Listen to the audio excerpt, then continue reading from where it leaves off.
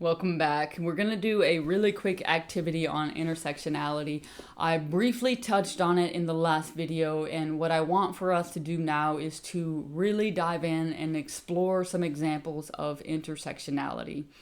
And what I want you to do in this reflection is I want you to take time by yourself and I want you to dedicate at least 15 minutes. So if you want to go longer, but no less than 15 minutes to sit and to reflect on your identity. Do you identify as masculine or feminine? Do you identify as non-binary? Do you identify as white, as black, as brown, as some other form or color? Do you identify as specific ethnicity? What level of education do you have? Did anyone in your family graduate from high school, from college, get their PhDs, those kinds of things? Have you ever had any mental health concerns that have prevented you from having access to certain things? Have you ever had to live somewhere where you didn't speak the language? Have you ever had to work in an environment where you couldn't communicate effectively?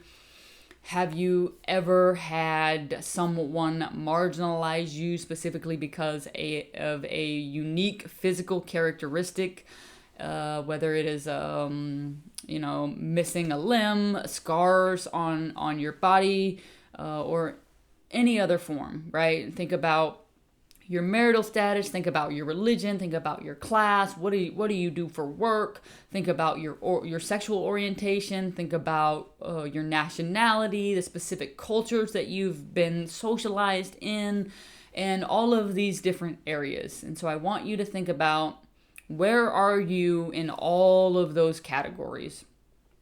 And then I want you to think about, are there any categories or identities that you hold that give you privilege? And are there any identities that you hold that contribute to your oppression or your marginalization? And as an example of privilege, I'm a white person. And so as a white person, I have been afforded various privileges because of the fact that I am white.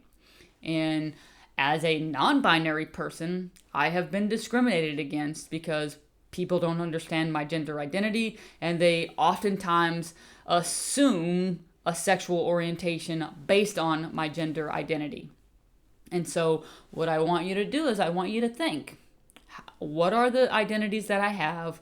What kind of privilege have I gotten because of that identity? And what kinds of marginalization have I received in my life because of those identities? And I want you to play with all of those. And I want you to actually sit down and work through them for yourself. Because what is really, really helpful for people to understand is that every single person has access to some form of privilege. And they have access to some form of marginalization. And what's helpful in these conversations that we have is tapping into that feeling. Yes, as a white person, I have many, many areas that I have been privileged in, but I also have areas that I have been marginalized, and I know what it feels like to be excluded. I know what it feels like to not have access to certain things. And so if I'm engaging with someone who is having a hard time connecting with me, and I can say, look, I have no idea what it's like to be a black or brown person in America in today's society, but I do know what it feels like to be excluded because of this component of my identity. And I don't want anyone to feel that way. So if I'm doing something and I can adjust my behaviors and my actions to support you, I would love to do that, right? So making the connections between what it feels like to be excluded and recognizing the layers of privilege that we have.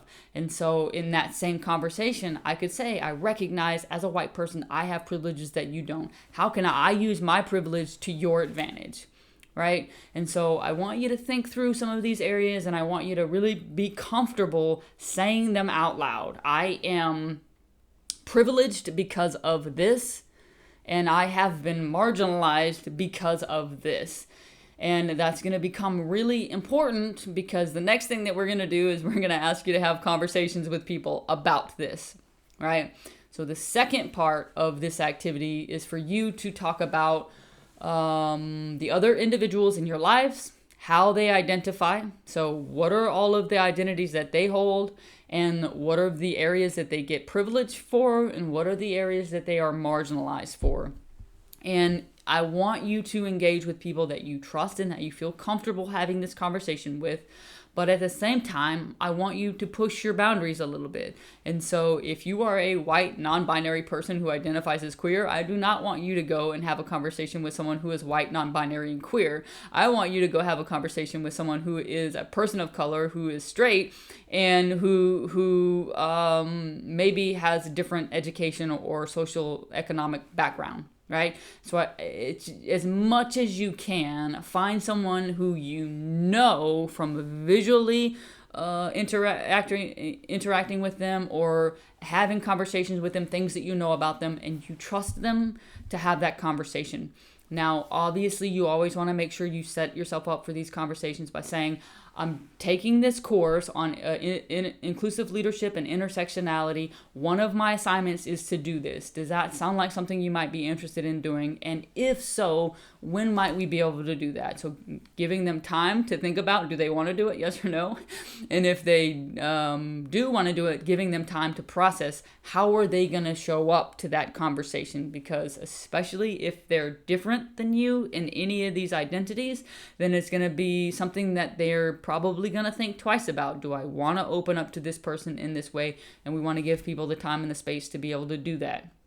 So in this activity, share your identities, what gives you privilege, what have you been marginalized for, and then find individuals in your life who are outside of your social spheres and ask them if they would be willing to engage in a conversation where you can explore how they identify, how they get privilege, and how they have been marginalized. And what this is going to do is this is going to help you to expand what does it look like for other people when we talk about how do they identify. And what you'll find is even if you are a white, non-binary queer person and you talk to another white, non-binary queer person, you're going to find that maybe those are the only three things that you have in common and everything else is different. Right? And so there's an acknowledgement there too in this regard. But what we want you to do is explore those identities, have conversations in safe ways and with people that you trust. All right.